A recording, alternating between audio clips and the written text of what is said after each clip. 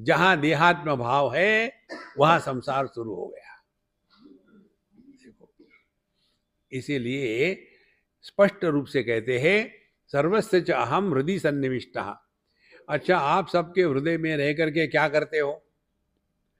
हे आदमी, तुम पुत्र के भी आत्मा हो और पति की भी आत्मा हो और पिता की भी आत्मा हो, वहां रह करके तुम क्या करते हो? मत्तः स्मृति ज्ञानम अपोहनंच। मैं ही इस ज्ञान को आधार देता हूं। कौन से ज्ञान है? 4 प्रकार के ज्ञान है। मत्तः स्मृति, स्मृति माने स्वप्नावस्था, ज्ञानम माने जागृत अवस्था, अपोहनम माने सुषुप्ति अवस्था, और चकारात समाधि। हमारे केवल 4 अनुभव है, जागृत, स्वप्न, सुषुप्ति, समाधि। देखो, भगवान कहते हैं मत्तः, मैं ही इन सब का आधार हूं। आदमी कहता है मैं ही पुत्र का आधार हूं, मैं ही पति का आधार हूं, मैं ही पिता का आधार हूं। देखो,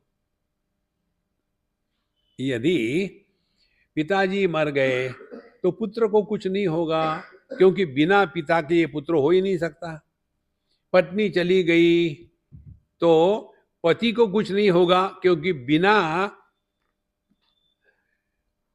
पत्नी ये पति हो ही नहीं सकता। पुत्र भाग गया तो बिना पुत्र के ये बाप नहीं हो सकता। लेकिन आदमी तो रहता है ना, जो का त्यों रहता है। अब इसी को अपने अनुभूतियों पर उसका विश्लेषण करें। देखो, जागृत अवस्था आती है जैसे हम अभी है। जागृत अवस्था का आधार क्या है? हमारे देह के साथ तादात्म्य है। हमने अपने आप को स्त्री पुरुष, भाई बहन, माँ बाप, अमीर गरीब मान लिया है, और यह जो द्वैत का संसार है इसको हमने सत्य मानना शुरू कर दिया। तो मत्तः स्मृति ज्ञानम। अब ये जागृत अवस्था समाप्त हो गई, फिर सोने के लिए गए, लेकिन एकदम तो नींद नहीं आती। फिर वहां ख्याली पुलाव बनाने शुरू हो जाते हैं। फिर हम कल्पना के साम्राज्य में भटकने लग जाते हैं। देखो, तो ये जागृत अवस्था को जो प्रकाशित कर रहा है, स्वप्न को जो प्रकाशित कर रहा है, क्या वो 2 है? वही है।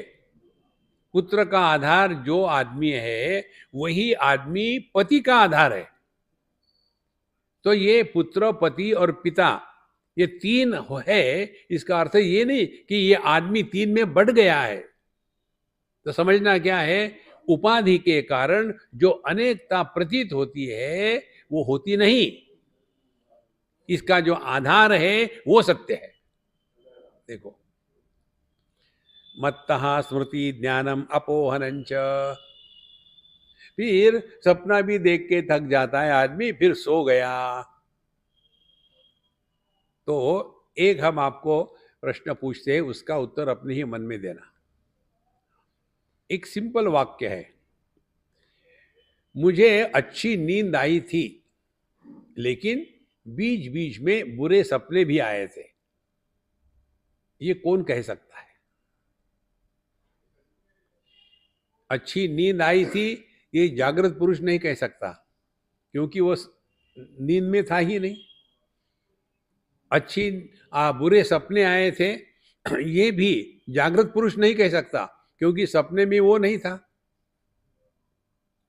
देखो, ये स्वप्न पुरुष भी नहीं कह सकता, क्योंकि स्वप्न पुरुष जागृत में नहीं था और स्वप्न पुरुष सुषुप्ति में नहीं था।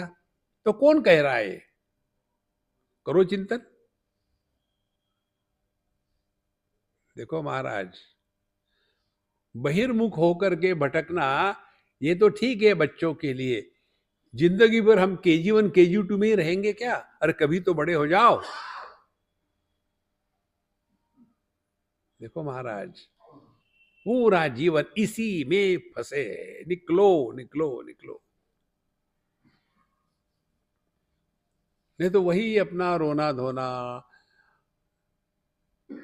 देखो, हमको अपने माँ बाप मालूम है, दादा दादी नाना नानी मालूम है, किसी किसी को परदादा परदानी इत्यादि मालूम है। एक दो तीन चार पीढ़ियां, उसके पहले कौन था कभी याद आया?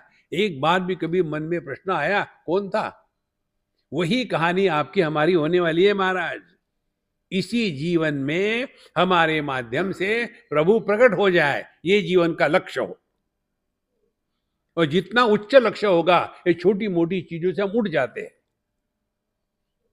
देखो, हमारा लक्ष्य क्या है? सुबह गर्म चाय मिलनी चाहिए, दरिद्री। अरे लक्ष्य तो स्टैंडर्ड रखो ना। देखो, इसी जीवन में, इसी जयपुर में हमारे माध्यम से प्रभु प्रकट हो, ये हमारा लक्ष्य है। ये जब लक्ष्य होगा तो छोटी मोटी चीजों से हम ऊपर उठ जाएंगे। नहीं तो आप देखें, हम दुखी किस कारण होते हैं? बड़े बड़े चीजों के कारण दुखी नहीं होते, छोटी मोटी चीजों के कारण। देखो, इसीलिए महाराज, ये कौन कहता है कि मुझे अच्छी नींद आई थी लेकिन बीच बीच में बुरे सपने आए थे? तो ये वही कह सकता है जो जागृत अवस्था में है लेकिन जागृत पुरुष नहीं बना। ये वही कह सकता है जो स्वप्न का आधार था लेकिन स्वप्न पुरुष के सुख दुख का सहभागी नहीं था। ये वही कह सकता है जो नींद में था लेकिन सोया नहीं था।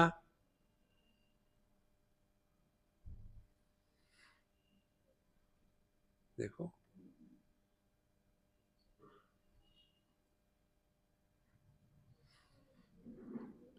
ये है अपना आपा। अभी के अभी आपको आपका दर्शन कराते हैं। अभी के अभी ये जो प्रकाश है ना बिजली का, किसी भी बल्ब के तरफ आप एकदम आंख लगा करके देखो, मैक्सिमम फॉर 15 सेकंड्स देखो किसी भी बल्ब की तरफ, एकदम पूरा एकाग्र होकर के।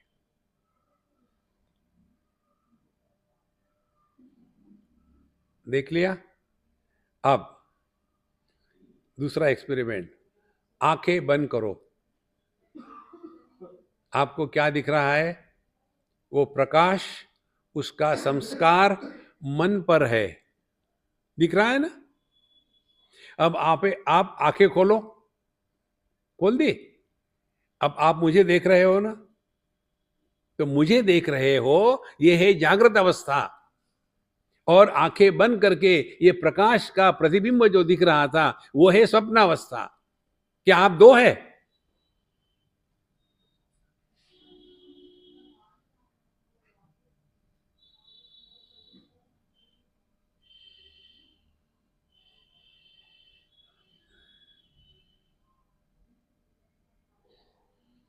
जो इस अनुभूति में निष्ठावान है, जो इसमें सहजता से जीता है, उसी के माध्यम से प्रभु प्रकट होते हैं। ये हमने आपको जो बात बताई ना, ये पुस्तकों की नहीं है। हम अपना अनुभव बताते हैं आपको।